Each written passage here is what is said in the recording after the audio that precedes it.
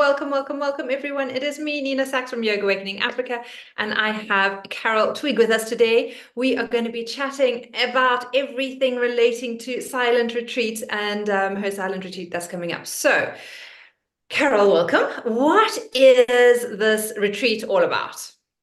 Okay, so as it says, silent retreat. So that means we are silent, okay? Won't be speaking throughout the retreat, a little bit of sharing here and there. And what is really special about this is that, that in a silent retreat, you finally get to find that stillness of the mind. So as the old yogis, the sages would say, is that there's a word, well, there's a sentence, chitta vitri nirodha, which means mind, fluctuations, and then control. So when we become quiet with, sorry, is my dog disturbing you? All good, all good. Sorry, it's like a zoo, yeah. So what happens is in that silent retreat, you become very still and you have this chaos happening in the mind, and you have nobody to share it with. So like the word says, misery loves company. We take the company away and you sit with that, and eventually this peace becomes over you. It's an absolutely beautiful experience on how still and how quiet the mind can become when you have to sit with something and you cannot share it with anybody. Yeah.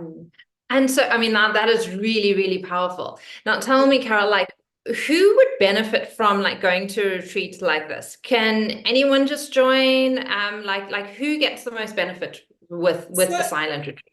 so anybody can benefit. Anybody can benefit. Just wanting to find something different in your life, trying to find that peace, that harmony, finding just that quiet from everyday technology, just to become that self of just being. So anybody, you don't have to be a seasoned practitioner, you don't have to be a yogi, you don't have to be anything special, to like do this. Anybody can do it. And I find a lot of people struggle with trying to be quiet. So they see the word silence, and but I could never be quiet. I could never be quiet. And I'm like, no, you can. You actually can totally be quiet.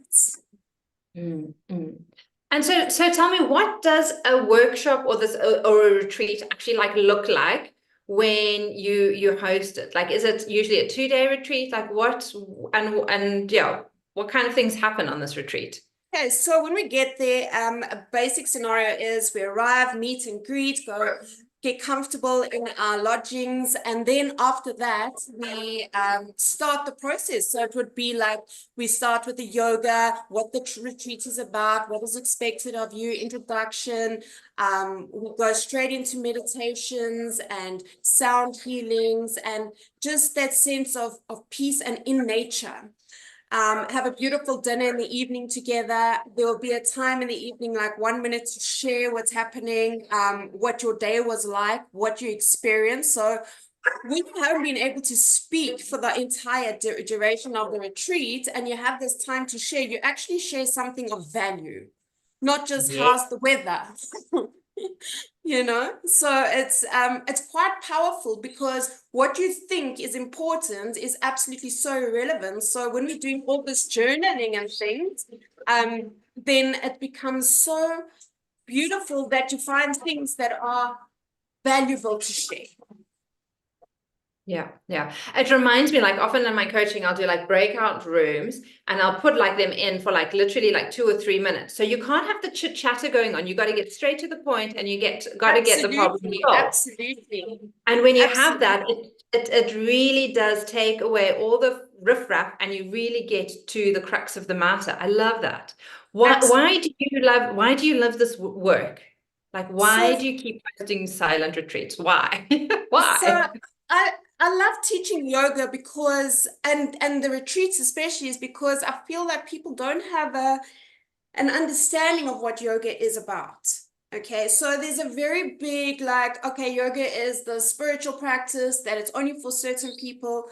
And I know what I've benefited. I know what I've gotten from the practice. So when I go and I share, it gives me an opportunity to educate people better on what yoga is about, and that being through all the retreats, whether it's silent, whether it's self-study, whether it's just the normal, whatever relaxation retreats or holistic play, it's just, yeah. So that's why I do it, because I know the benefits and the powerfulness of yoga, that oneness, that mind, that body, that soul. And no matter what race, what your background, where you come from, your belief, there's yoga for you. Mm, mm. I love it. Absolutely love it, Carol. Thank you so much for being here, for taking part and sharing your experience and like what is happening. Again, thanks so much to all the people who have, who are watching this and catching up. All your details are going to be in the descriptions below. So if anyone wants to get hold of you and connect with you, then they can definitely do that. And for those who are catching this, please do remember to like, share, and pass on, because there's always someone out there who could probably benefit from a little bit of a retreat, and definitely a silent retreat, to, like, are you saying, like, to allow the mind, all the fluctuations of the mind, just to settle and still. So powerful, so powerful. Beautiful. Thank you so much, Nina. I'm sorry for any noises behind me. That is life, and that is why we go on a silent retreat, to get away from all of that. As the chaos is happening, you have to kind to like, ooh, everything's cool. You know what I mean? So that's what it is about. Just finding that stillness